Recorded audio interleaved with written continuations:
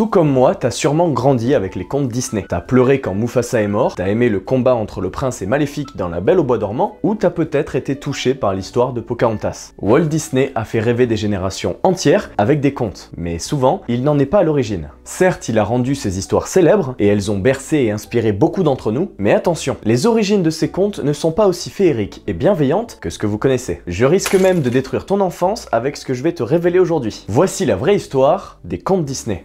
La plupart des contes adaptés par l'entreprise aux grandes oreilles s'inspirent de ceux écrits par Charles Perrault, un écrivain français du XVIIe siècle. Mais beaucoup d'entre eux sont eux-mêmes inspirés d'autres contes plus anciens. Prenons par exemple La Belle au bois dormant. L'une des premières versions connues a été écrite par Giambattista Basile au XVIe siècle. Dans la version de Disney, la princesse Aurore se voit jeter un sortilège par la méchante Maléfique, se pique le doigt sur le fuseau et est sauvée par le baiser d'amour du prince Philippe. Mais dans le conte original, son réveil est loin d'être romantique. Dans ce conte intitulé Le soleil, la lune et Thalie, on y retrouve une princesse, nommée Thalie évidemment, et comme dans celui que tu connais, elle est destinée à se piquer, non pas avec une aiguille, mais avec une écharde de lin. Forcément, quand son père apprend ça, il décide de bannir de chez lui tout ce qui ressemble à du lin pour éviter ce qui a été prédit à sa fille. Mais ce qui devait arriver arriva. Alors adolescente, Thalie aperçoit une vieille femme qui file du lin. Mais elle n'avait jamais vu ce genre de choses puisque tout avait été banni de chez elle. Elle est donc prise d'une grande curiosité. Elle invite la vieille femme à entrer et s'essaye à cette nouvelle activité. Mais c'est à ce moment précis que la jeune adolescente se plante une écharde sous l'ongle et tombe comme morte. Son père, en pleine détresse, fait alors porter sa fille dans un château de campagne, ferme les portes et abandonne pour toujours ce palais. Bon, déjà pas ouf comme réaction, on est d'accord. Mais il était vraiment triste et c'était pour essayer d'oublier ce désastre. Oui, ça ne justifie rien. Le temps passe et un beau jour, un roi qui chassait par là découvre Thalie. Il tombe immédiatement amoureux. Comme tout bon coup de foudre, le roi a une réaction honnête et attend le consentement de Thalie pour l'embrasser. Pas du tout. Je cite: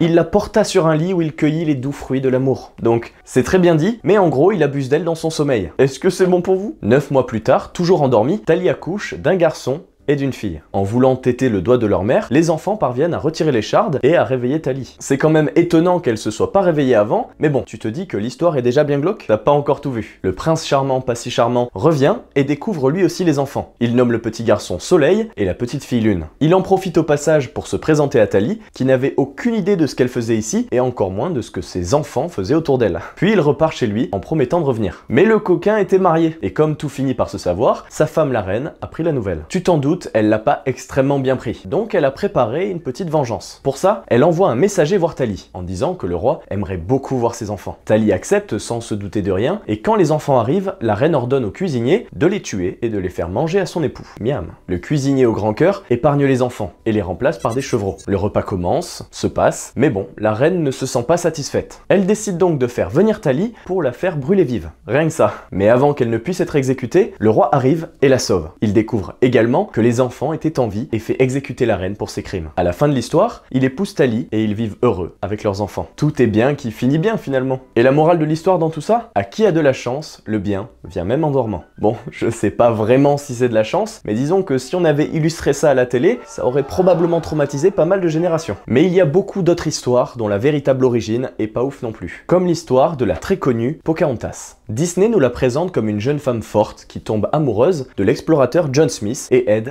à créer la paix entre les colons et sa tribu. Mais la véritable histoire de Pocahontas est plus complexe et plus sombre. D'ailleurs, je te préviens tout de suite, ce que je vais te raconter est entièrement vrai. Pocahontas a réellement existé. Revenons au XVIIe siècle aux États-Unis, dans la région de Tsenacomaca, qui est maintenant la Virginie. Pocahontas était la fille du chef de la tribu Powhatan, qui occupait la région. En 1607, les Anglais établissent une première colonie à Jamestown, sur le territoire de sa tribu. Un jour, des chasseurs Powhatan capturent un explorateur du nom de John Smith. De retour au camp, le chef décide de sa mise à mort. C'est alors que Pocahontas, du haut de ses 12 ans, se serait jetée in extremis sur John Smith pour le sauver. Ok, je t'arrête tout de suite.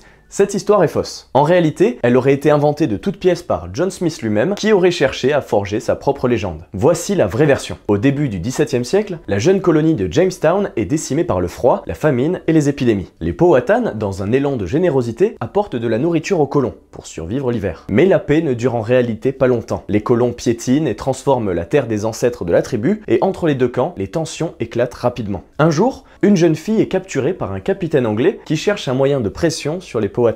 Cette jeune fille, c'est bel et bien Pocahontas. Retenue comme otage, elle est forcée de s'habiller comme une européenne, d'apprendre l'anglais et de se convertir au christianisme. Elle est même rebaptisée Rebecca. Par la suite, Pocahontas est mariée de force à un planteur de tabac du nom de John Rolfe. Oui, on est loin du dessin animé. Mis à part la jeune femme, tout le monde y trouve son compte. Le chef de la tribu est rassuré de voir que les tensions s'apaisent, tandis que les colons de Virginie en profitent pour faire fructifier leur business. Quelques années plus tard, Pocahontas, son mari et leur fils vont à Londres. Un peu exhibée comme une curiosité exotique, elle devient un symbole pour l'Angleterre, et la preuve vivante que la mission des Anglais de civiliser les peuples autochtones est une réussite. Après 2 mois passés à Londres, la famille rentre en Virginie. Malheureusement, pendant le trajet retour, elle meurt sur le bateau d'une maladie à l'âge de 21 ans. Et elle sera d'ailleurs enterrée en Angleterre, bien loin de sa terre natale. Je te confirme, ça fait beaucoup moins rêver. Mais ça reste des moments de l'histoire dont il faut se souvenir, ne serait-ce que par respect aux personnes qui l'ont vécu. Avant le dernier conte, je t'invite à liker et à t'abonner si la vidéo te plaît. On repart sur de la fiction avec l'un des contes les plus connus, dernièrement adapté en live action. Si je te parle d'eau, d'un crabe qui chante, ou encore d'une sorcière des mers, tu me dis la petite sirène, effectivement. Pour rappel, dans la version de Disney, Ariel, la petite sirène, échange sa voix contre des jambes et lutte pour gagner le cœur du prince Eric avec une fin heureuse. Mais dans le conte original de Hans Christian Andersen, ce conte prend un tournant plus sombre et mélancolique, où le sacrifice et la douleur tiennent une place centrale. Malgré tout, cette histoire commence comme dans le dessin animé. On y retrouve une petite sirène adolescente et curieuse qui se rend à la surface de l'océan pour observer le monde. Un beau jour, elle tombe sur un prince qu'elle sauve de la noyade. Jusqu'à présent, c'est plutôt fidèle. Tu vas voir que la suite est bien plus tragique. Un beau jour, la petite sirène apprend que les humains sont dotés d'un pouvoir particulier, celui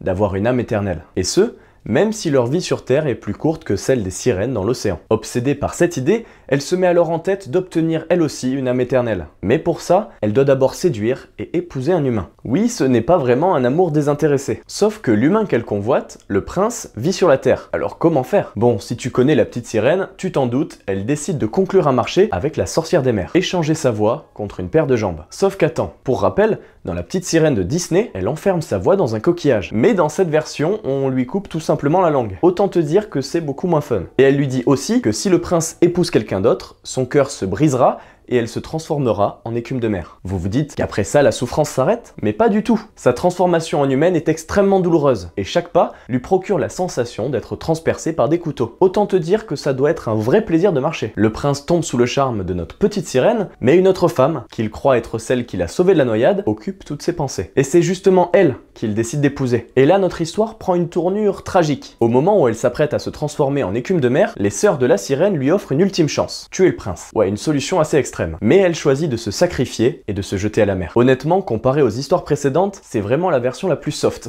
Mais ces histoires montrent bien à quel point les versions originales des contes qu'on croit connaître peuvent être radicalement différentes. Tu préfères quelle version? Plutôt celle idéalisée de Disney ou les récits originaux? Plus brutaux mais peut-être plus authentiques. Si tu veux connaître l'origine d'autres contes Disney, dis-le moi en commentaire. Et sinon like et abonne-toi si la vidéo t'a plu.